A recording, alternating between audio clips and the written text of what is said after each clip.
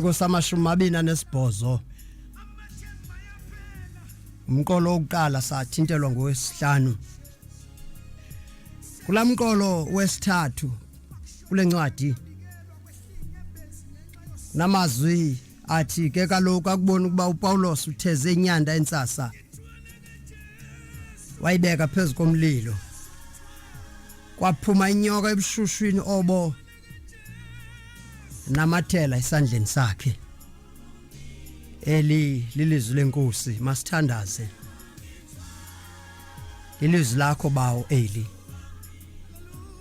phinda ukulithambisa khona ukuze inkosi lisifumane ngenjongo yobathina sifumane wena nceda inkosi izicamango zenhliziyo yami zitolike inhliziyo yakho ngoKristu inkosi yethu amen.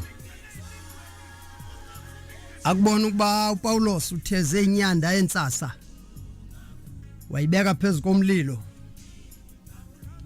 kwaphuma inyoka ebushushwini obo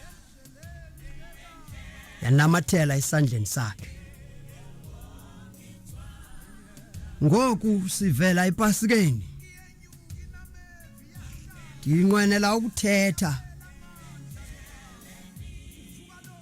okanye ukuncokola nabantu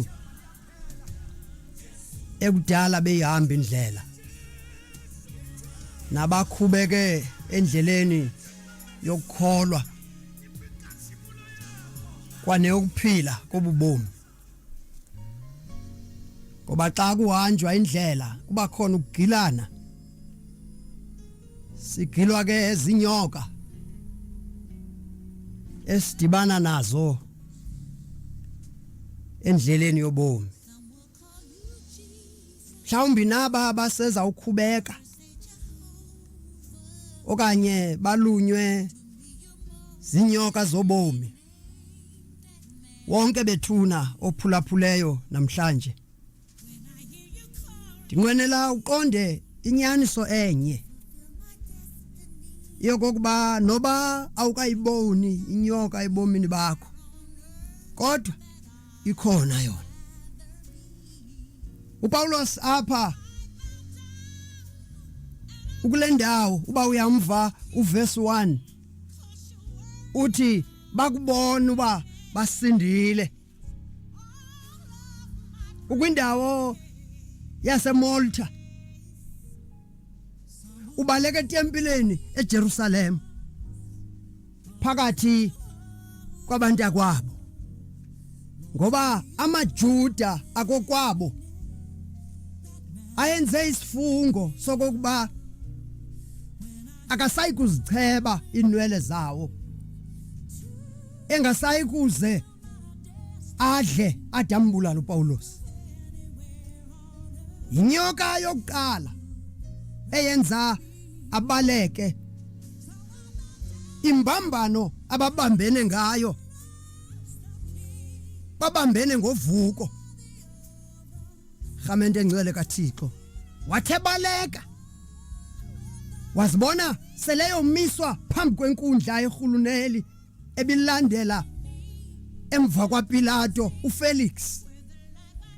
Ayifika phambi kwaFelix uFelix kwacaba iyamohlula lenyewe kaPaulos wazama indlela zokulidelay ityala khona kuze kude kufika ixesha lokuphuma kwakhe ezitanjeni. Uthe uba apenshele elityala lashiyeka kuFesto. Ayifika kuFesto kufika ukumkani uAgrippa. Uthi uAgrippa kuFesto lo mzalwana elityala lakhe alifanelanga sigwebo sakufa. Uba ebengabhenelanga kusiza ngezapha kum ndinguAgrippa ngoba uAgrippa wayenethemba loba uzonyotywa nguPaulos.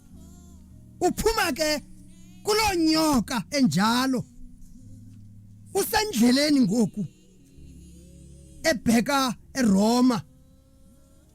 Aphendleleni kwavuka inyoka eluqhwithelo kusebusika. Yalazela bali lokuqhekeka kwalanqanawa anamdla kulo ngoba umdla wami usekuthezeni kukaPawulos inyanda. Yathi uba izohlala eMalta lenqanawa iphelile basinda kodwa abantu bakaThixo babhunqa ayoma esiqithini. Nethi ba bafike kule ndawo bathi ka omatiloshe ahamba nabo befika apha kwathi bayagodola izandla zomile abanakwenza nto. Kwathi ngoba uPawulos uqhelene aphendleleni nento yoba xa kusenziwa into kaThixo ufuna nelakhe igama libekho lihambe phambili. Wathi kanye ngoku elibanjwa naye limbethile liqhwa kodwa wathi andinakuhlala phansi, into endizawuyenza nami ndizawusukuma nditheza inkuni. Wasuka uPawulos watheza inkuni zayinyanda. Wathi beze nale nyanda wazoyibeka kulo mlilo obasiweyo apha ngomatiloshe. Eligama elithi amabhabhara alichazi bayedeni kuphela kodwa amaGrike xa ungengomGrike bathi ngumbhabhara, the barbarians, because they were not speaking Greek language. Wathi bafika apha lo mfo kwaThixo wabeka inkuni. Yathi inyoka ebiza umonzakalisa endleleni yakuva ubushushu bokudibana nomlilo yaphuma yanamathele esandleni kuPawulos yamluma. Yathi bemlume bathi abantu uzawufa uPawulos. Suku uPawulos wavuthulula inyoka wayifaka emlilweni kwafa yona. Ilishwa elabonwa nguWesley ngaphambi koba ayolala kobandayo linye kuphela. ngamaKristu azizidodo angakhuli kumoya, ngoba uba awukhuli kumoya awunako ukusinda kwinyoka zelilizwe ezisijikelezileyo. Uba wamkela uYesu nakule iPasika, ePasikeni sikhonza nababukeli bamazwi asixhenxe. Abantu abamkela uYesu ngelo xesha emva koko suka kube ngathi akwenzeka nganto, bemke bayozihlalela kumakhaya wabo baphinde baxakeke zizinto zabo. Kodwa ekugqibeleni ngoba ayipheleli apha lento, ungekudala uzawulimala nangakumbi zinyoka zelilizwe. Ndiyaphinda into ebalulekile wakufika emzini kaThixo suba sisidodo, khula ubheke phambili, theze yakho inyanda ufake egoqweni ilizwi likaThixo. Awungumzali uzela abantwana athi xa eya ekhula afunda ukuthetha, kodwa ufike noba ihamba iminyaka abesabizana negama elinye, kuphela iminyaka emihlanu esabizela igama linye, noba uthi tata kuphela. Uye uyibone oba ikhona into engekho right ngalomntwana. NakuThixo wakufika kuye, ndinqwenela ke ukuthi theze zakho inkuni. Yaye ubuke wayeka ukutheze zakho uzawutshisa zonke inyoka ezikulandelayo. Nene ndiyakuxelela, mhla wamkela uKristu kumhlaza kulandela inyoka, besithi sawuke sibone lo Yesu wamkelwa nangobani. Ndizothi kuwe theze zakho inkuni, gqitha kubo, ngoba into le kaThixo ikufanele nawe.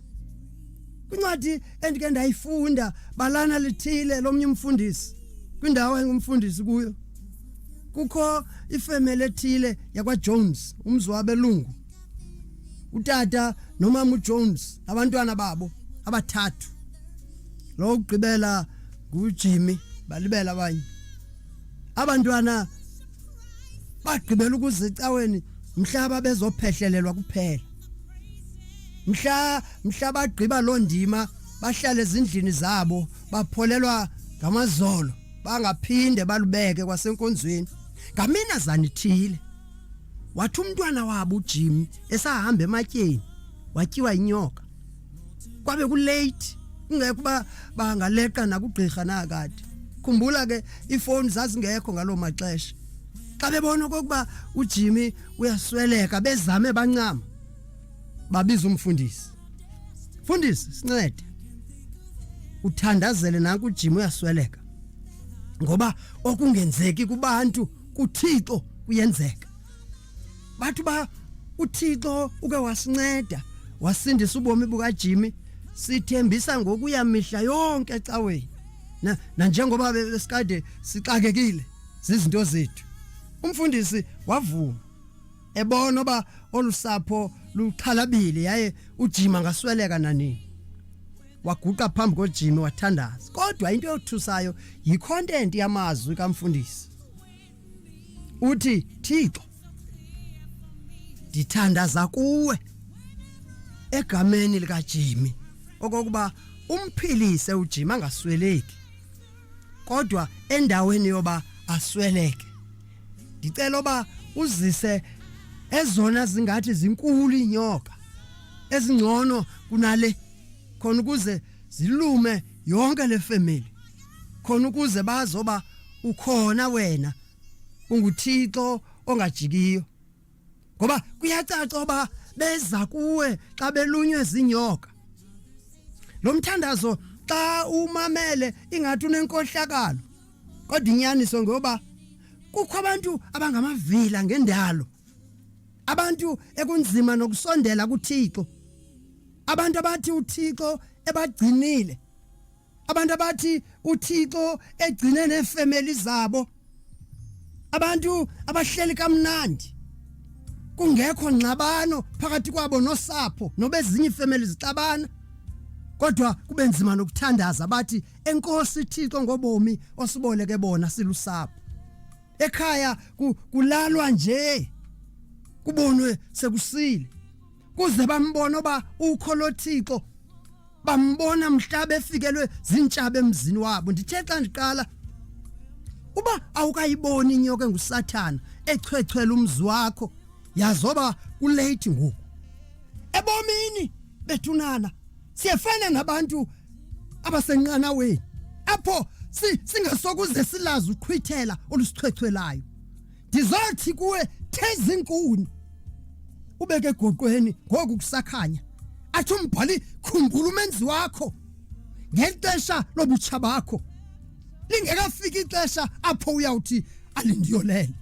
umnqweno wami ngoba uThixo namandla onke zithi zifika kuwe inyoka zelilizwe ube uthobe ngamandla alele emthandazweni zithi zizama inyoka ukuhlasela umzi wakho zifike ugcwele amandla ahlelela izwini likaThixo ngoba uba awukahlali nenyoka endlini ungayazi uba yiyo ndithe kuwe uba ukayiboni kodwa ikhona imini yoba uzibone sewukhupha impahla zonke ngenxa yenyoka oyibone ekutshoneni kwelanga emtshatweni kwangenwa ngenjongo ezohlukeneyo omnye wabona selitshona ilanga oba sange kwabakho thando apha kodwa ndahlala nenyoka endlini ndayibona selitshonile ilanga uthi uPawulos apha vuthulula inyoka itshenga umlilo endiza nawo kuwe rhamente ngcwele kaThixo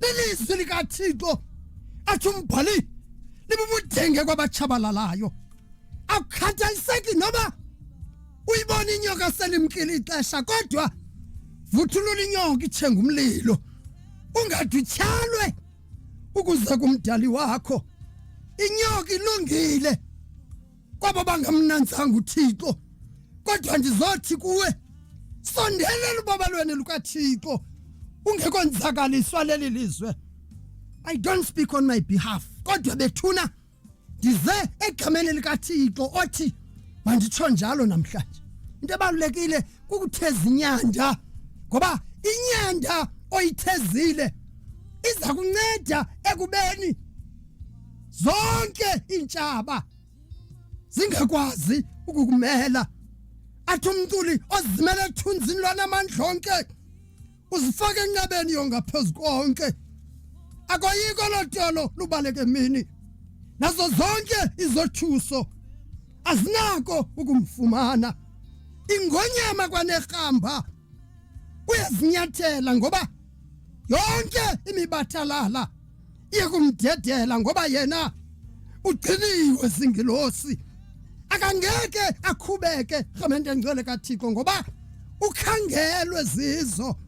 Ngoba uba uthi xa uvuka naxa ulala uqale kuThixo ngokuthezela egoqweni, naxa ulala uye kuvimba wakho, uThixo namandla onke sokuza kulibale namhla sowulandelwa zimpandezelo zelilizwe. Ngabe sisimanga esimenda onye ngoba sooner than later you are in danger. Snakes will bite you. Hayi ngoba zisiyekile nathi, kodwa sincedwa lufefe lukaThixo njengoPawulos ngoba endaweni yokujonga ezinyokeni kodwa sijonge kuThixo onamandla onke, onamandla okutshisa yonke imibathalala. Rhamente ngcwele kaThixo, ndizathi kuwe noba sowuhamba ixesha elide kangakanani, wayibona inyoka sekuphakathi endleleni, fana noPawulos athi umbhali yathi nathi bihlale esandleni sakhe wavuthulula inyoka yangena emlilweni. Ndizokunika umlilo sasanje. uThixo namandla onke bethuna uyamkelwa uKristu Yesu ngoba nguye athi umbhali xa ithetha ngaye uyinkosi nomsindisi welihlabathi likhohlakeleyo. Rhamente ngcwele ethandwa lizulu, ukuze ukwazi ukukhupha umkhosi wasemazulwini, ukuze achabalalise zonke intolo ezibheke kuwe. Ndikunika uThixo namandla onke obonwa namhlanje ehleli, owabonwa ngale mini evukile kwelabafileyo.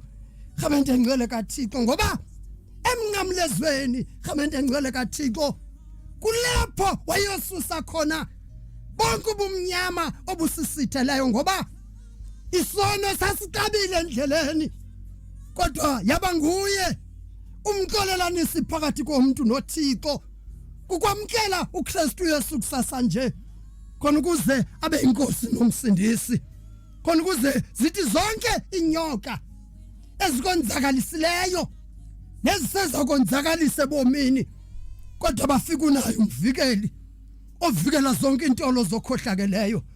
uThixo uxolo makanithamsa ngqele, uThixo uxolo makanithwale bethuna, uThixo uxolo makahambe nani niseza uye ezinkonzweni, anikhokhele ngamandla akhe ahambe ngaphambili ngomoya wakho ingcwele. Sihlale kumthembeni nasekumthandeni uThixo onyana wakho uYesu Kristu ngoku kude kube kunaphakade kanaphakade.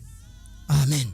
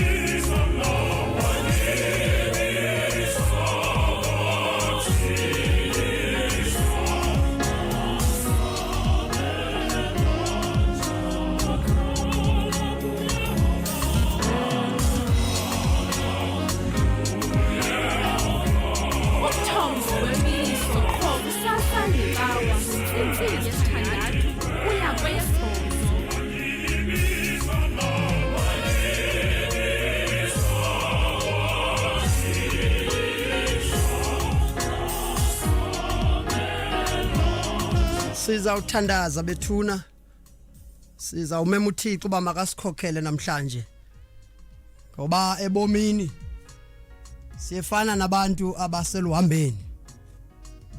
Mphulaphuli, uyazazi inyoka ezikonzakalisileyo, uyazazi inyoka ezizintshaba zakho.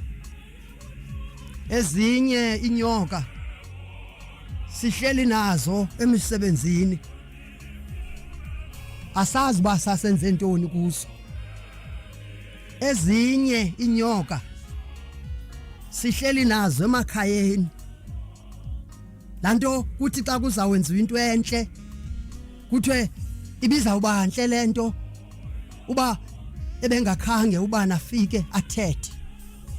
Ngoba sinikwe umlomo wamnye uThixo senzela ukuba zesilungise zonke izinto ezonakeleyo khamente engcwele kaThixo. Kodwa bakhona abantu abathi bawuvula imilomo yabo konakale yonke into noba ibinhle kangakanani khamente engcwele kaThixo. Sonzakaliswe ngabantu abanjalo khamente engcwele kaThixo. Kodwa ubaba lo lukaThixo lasugcina ngoba samkela uKristu Yesu ukuze ahlale ngaphakathi kwethu. Athi uPawulos mkhulu yena kangakuthi kunalowo oselizweni ngoba kuye ongumlilo. Athi umhlabelela umlilo kaJesu uvutha ngaphakathi kwami.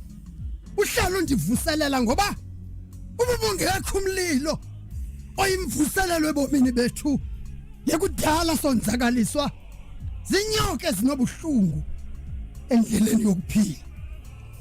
Thixo uhambe nathi phakathi kwezonyoka wasigcina uThixo wahamba nathi Thixo. Samsoni wahlala iminyaka ehleli nomuntu endlini emthembile wasondela kuye lo muntu ethembakele. Ngoba abantu abaninzi abathembakali ngokubonakala nje. Uthe ikhupha into ngomlomo wakhe kube kuphuma into engaphakathi. Ngoba kakade into engaphakathi enhliziyweni yomuntu bathi chule ngubani na onokuyazi. Yonzakala indoda kaThixo ekugqibeleni khamente engcwele kaThixo. Kodwa ndizothi ungekho nzakali theze zakho inkuni. Theze zakho inkuni. Theze zakho inkuni ezililizwi likaThixo. Bethuna liyafunda ilizwi likaThixo ngoba lilo elinyanda. Xa ufunda ilizwi likaThixo uyefana nomuntu othezele egoqweni ukuze zithi zawufika iintsuku zengqele. Insuku zokuthi xa uthandaza umthandazo wakho ube ngathi awufiki kuThixo. Kodwa uThixo onamandla onke akwazi ukukukhumbulela ngoba uyakwazi into yoba uthenga ixesha lobushushu watheza inkuni wasifaka enhliziyweni kuze ithi xa ifika inyoka enguSathana ifuna ukwenzakalisa.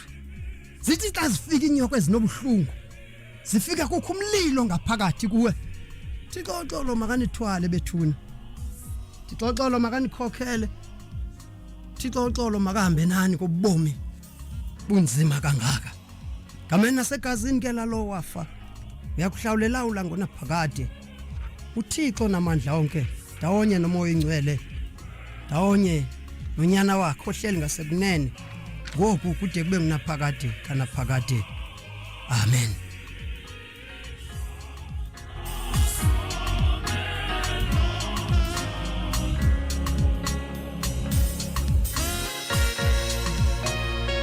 Masithandaze.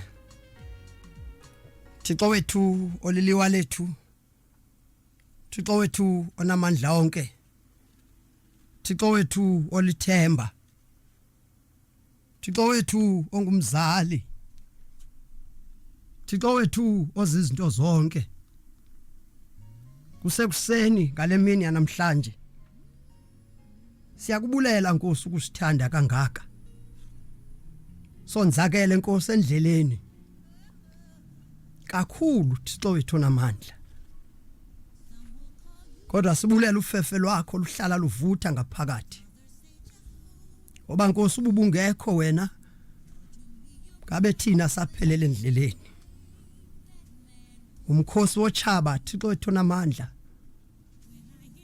Ulibele into ba xa uhlasela abantu bakho uhlasela wena unguThixo. Ngoba singabakho thina Thixo wethu onamandla. Naba abantu bakho Thixo wethu beseza uphuma Nkosi bebheka ezinkonzweni. Hamba nabo Thixo wethu namandla ubakhokhele besayomamela ubuncwane bobungcwele bakho. Bafihle Nkosi bonke abantu abaphulaphule kusasa nje ezintshapeni, ezinyokeni, ezibonwayo nezingabonwayo. Oh Nkosi engcwele, size egameni lakho singabangi, kodwa siza ngethemba loba wena uThixo uzawukwenza. Wena Thixo wethu namandla onke uthenga elixesha wasiphufefe lokuba sithi nganhliziyonye sikuthandaze. Theka njalo wasithembisa uba wothi kwakuhlangana ababini noba bathathu egameni lakho ubaphe izinto abazicelayo. Yenza ke Nkosi, yenza Nkosi, njengobunqwena nokuthandaza kwethu thina izicaka zakho njengoba kusifanele. Siphe kweli lizwe kokuba siyazi inyaniso yakho. Siphe kwilizwe liza kubakho ubomi obungunaphakade. Masamkele ke ubabalo lwenkosi yethu Yesu Kristu, uthando lukaThixo uyise, ubudlelwane ndawonye nomoya oyingcwele abuhlale phumle nathi sonke ngabanye, adabuye uYesu Kristu inkosi yethu. Amen.